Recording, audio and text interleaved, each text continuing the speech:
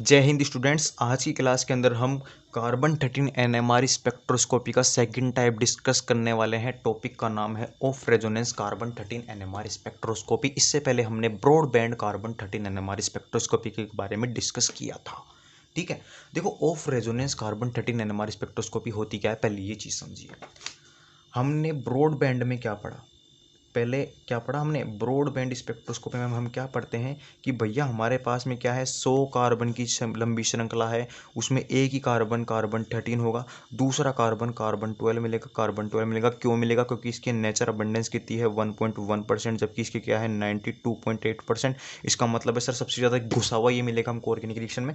तो सिंपल सी बात है कि हमारे पास में कार्बन 13 की भी क्या नहीं मिलेगी, कपलिंग नहीं होगी। और कार्बन 13 और 1H की भी क्या मिलेगी, कपलिंग नहीं होगी। तो ऐसी कंडीशन में हमारे पास जो स्पेक्ट्रा आ रहा था वो मिल रहा था हमको कैसा, ब्रॉड बैंड और सिंगलेट स्पेक्ट्रा मिल रहा था। ये हमने पढ़ा था किसमें, ब्रॉड बैंड में। अब हम पढ़ते हैं कौन सा, ऑफ रेजोनेंस स्पेक्ट्रा क्या होता है। ऑफ रेजोनेंस में क्या होता है बेटा, अब ये कार्बन कुंवारा थोड़ी ना मरेगा, इसकी भी तो हमको शादी करनी है। ठीक है, इसके भी बाल बच्चे करना है।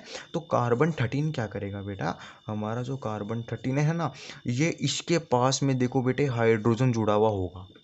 ये क्या करेगा, इस कार्बन 13 अपने से कम उम्र वाले लड़की से शादी कर लेगा।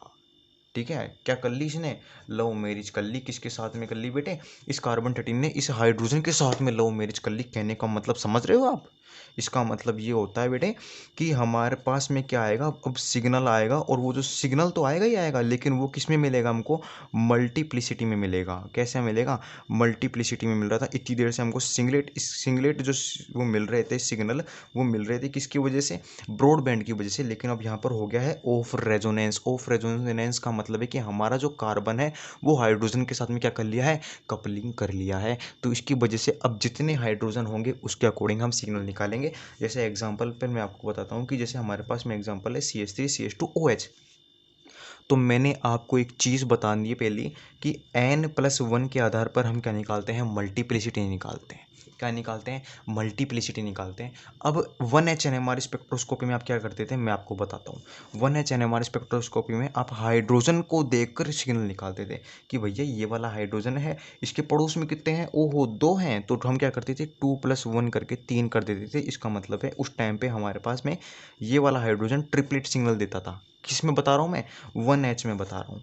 अगर हम इसमें कर रहे हैं ना, इसमें तो हम क्या देखते थे, ओहो इसके पास में कितने हैं, 2 हैं। तो इधर भी 1 है और इधर भी कितने हैं, इधर 4 है। तो 3+1=4 +1=5। तो इसका हम क्या, 5 मल्टीप्लिसिटी यानी 5 सिग्नल हम ड्रॉ करते थे। लेकिन बेटा कार्बन 13 फिर बता रहा हूँ ये नेचर अबेंडेंस है। क्या है ये, नेचर अबेंडेंस है। तो ऐसी कंडीशन में हम, इसका तो खेल खत्म हो गया। ठीक है, अब हम निकाल लेते हैं कार्बन 13 के बारे में। तो हमको मतलब किससे है, कार्बन से मतलब है।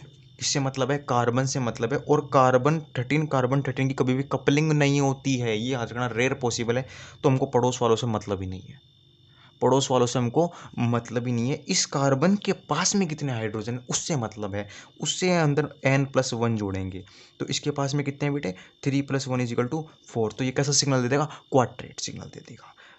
इसके पास में कितने हैं, 2+1=3। तो ये कैसा सिग्नल दे देगा बेटे, ट्रिपलेट सिग्नल देगा। ये कैसा देगा, क्वाड्रेट सिग्नल देगा। समझ गए क्या बेटे।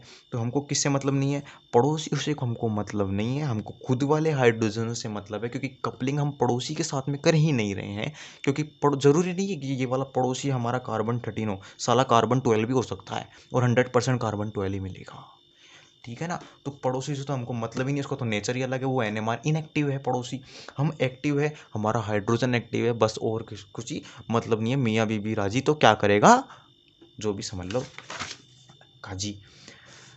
अब देखो, off resonance carbon 13 NMR spectroscopy हम डिस्कस करते हैं। Carbon 13 atom are low abundance in nature. Carbon 13 कैसा है बेटा, लो अबेंडेंस है नेचर के अंदर।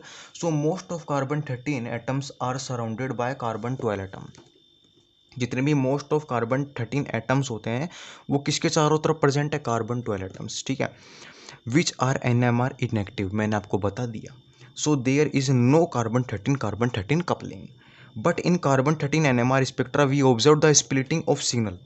बट हमारा जो कार्बन 13 NMR स्पेक्ट्रा क्या कर रहा है, ऑब्जर्व कर रहा है, स्प्लिटिंग को ऑब्जर्व कर रहा है, वो भी सिग्नल की स्प्लिटिंग को। अब ऐसा कब पॉसिबल होगा, जब हमारा कार्बन 13 1H हाइड्रोजन के साथ में क्या कर ले, कपलिंग कर ले। तो this splitting causes by the coupling of proton with carbon 13, so we get the multiplet signal. तो हमको क्या मिलेगा, मल्टीप्लेट सिग्नल मिलने वाला है। The multiplicity of the multiplet can be given by n+1 rule, where n is the number of the hydrogen attached to the carbon। मैंने आपको बता दिया n क्या है, यहाँ पर नंबर ऑफ हाइड्रोजन, कितने हाइड्रोजन थे बेटा, 3, है ना। हाँ, समझ तो गए। The carbon 13 NMR spectra in which we consider this type of coupling. The carbon 13 NMR spectra क्या कर रहा है, इस प्रकार की कपलिंग को क्या कर रहा है, कंसीडर कर रहा है, ठीक है। तो इसको हम क्या बोल रहे हैं, of resonance in carbon 13 NMR spectra. जैसे CH3 CH2 OH की बात करें तो यहाँ पर तो कार्बन एटम क्या है, एब्सेंट है, तो इसका तो कोई सिग्नल ही नहीं मिलने वाला है। इसके अंदर मैंने आपको बताया 3 देगा, और ये कितने देगा, ये 4 देगा। कौन सा है ये बेटे, sp3 है। ये कौन सा है बेटे, ये CH2 है। तो मैंने आपको बताया था कि sp3 CH3 है और ये CH2 है, ठीक है। हाँ, तो sp3 में क्या होता है बेटे, 3 चलते हैं। एक तो चलता है आपका कौन सा वाला, CH3 वाला चलता है, एक चलता है आपका CH2 वाला चलता है, और एक चलता है CH वाला चलता है।